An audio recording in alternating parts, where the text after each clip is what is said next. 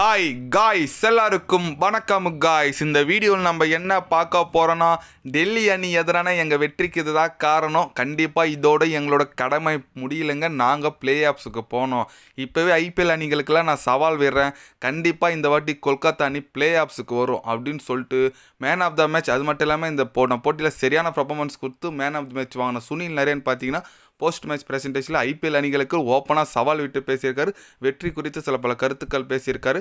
அவர் என்ன பேசினார், ஏது பேசினார் சொல்லிட்டு வீடியோவில் டீட்டெயில்டாக பார்க்கலாம் வாங்க. ஆமாங்க, சுனில் நரேன் அவர் என்ன சொன்னார் கேட்டிங்கன்னா, கண்டிப்பாக இந்த வெற்றி மட்டும் எங்களுக்கு போதாதுங்க. நாங்கள் அடுத்தடுத்து போட்டி வெற்றி பெறணும். அடுத்து 4 வெற்றி பெற்றால் மட்டும்தான் நாங்கள் பிளே ஆஃப்ஸுக்கு போக முடியும். இதோட எங்கள் கடமை நான் முடியும்னு நினைக்கல. அடுத்தடுத்த போட்டி நல்லா பண்ணணும் தான் நாங்கள் நினச்சிருக்கோம். நாங்கள் ஸ்டார்டிங்கில் வெற்றி பெற நிறைய தவிர்த்தோம். அது வெற்றி பெற்றிருந்தால் கண்டிப்பாக இந்த இடுக்கட்டமான சூழ்நிலைக்கு நாங்கள் வந்திருக்க மாட்டோம். இப்போயும் ஒன்று போல் நாங்கள் நல்லா பர்ஃபார்மன்ஸ் பண்ணால் கண்டிப்பாக வெற்றி பெறும் எங்களுக்கு நம்பிக்கை இருக்குது.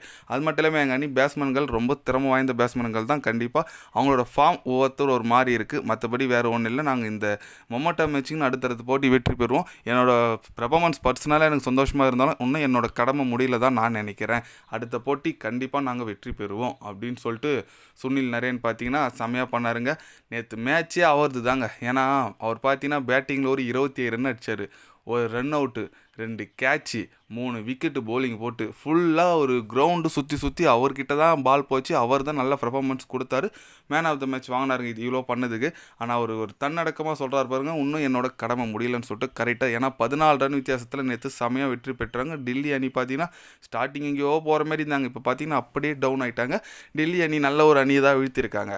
அதனால் கண்டிப்பாக ஒரு நல்ல பர்ஃபார்மன்ஸ் எதிர்பார்த்த கொல்கத்தா அணி கொடுத்துருக்காங்க. அடுத்தடுத்து ராஜஸ்தான் கூட விளையாட போகிறாங்க. அடுத்தடுத்து போட்டி அவங்க கண்டிப்பாக வெற்றி பெற்று ஆக வேண்டுங்க. ஏன்னா அப்போ தான் பிளே ஆஃப்ஸுக்கு ரேஸில் இருக்க முடியும். ஏன்னா ஸ்டார்டிங் பார்த்தீங்கன்னா தெரிஞ்சு பெங்களூர் மேக்ஸிமம் உள்ளே போயிடுவாங்க போல இருக்குது. அப்புறம் மும்பையும் ஓரளவுக்கு செம்மையாக இருக்குங்க. தொடர்ந்து 5 வெற்றி பெற்று கம்பேக் கொடுத்து அவங்களும் செம்மையாக இருக்காங்க. அவங்களும் வாய்ப்பு இருக்குது உள்ளே போகிறதுக்கு. அதுக்கப்புறம் பார்த்தீங்கன்னா குஜராத் அணி சொல்ல வேணும், நல்ல பர்ஃபார்மன்ஸ். அப்புறம் ஜிடி அப்படின்னு சொல்லிட்டு நல்லா இருக்குங்க. பஞ்சாப் சொல்லிட்டு அணி கண்டிப்பாக ஒரு கடுமையான போட்டி இருக்குது. இந்த வீக்கில் மேக்ஸிமம் தெரிஞ்சிருங்க, வரப்போகிற வீக்கில் யாரெல்லாம் பிளே ஆஃப்ஸுக்கு போகிறதுக்கு நிறைய வாய்ப்பு இருக்குன்னு சொல்லிட்டு பொறுத்து வந்து பார்க்கலாம். சுனில் நரேன் இன்னும் அவரோட கடமை முடியலன்னு சொல்லியிருக்காரு. பார்க்கலாங்க அவரோட தனிப்பட்ட பர்ஃபார்மன்ஸ் அடுத்தடுத்த போட்டியில் எப்படி இருக்குது, என்ன பண்ணுறாரு சொல்லிட்டு நம்ம பொறுத்து வந்தால் பார்க்கணுங்க.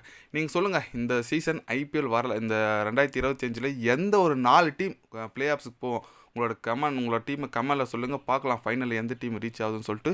இது போன்ற ஸ்போர்ட்ஸ் நியூஸாக தெரிஞ்சுக்கணுன்னா சேனலை சப்ஸ்கிரைப் லைக் ஒன்று பண்ணிக்கோங்க. கண்டிப்பாக கிரிக்கெட் பற்றி day by day channel update வரும். மறக்காமல் சப்ஸ்கிரைப் மட்டும் கொஞ்சம் பண்ணி வச்சுக்கோங்க. நன்றி, வணக்கம்.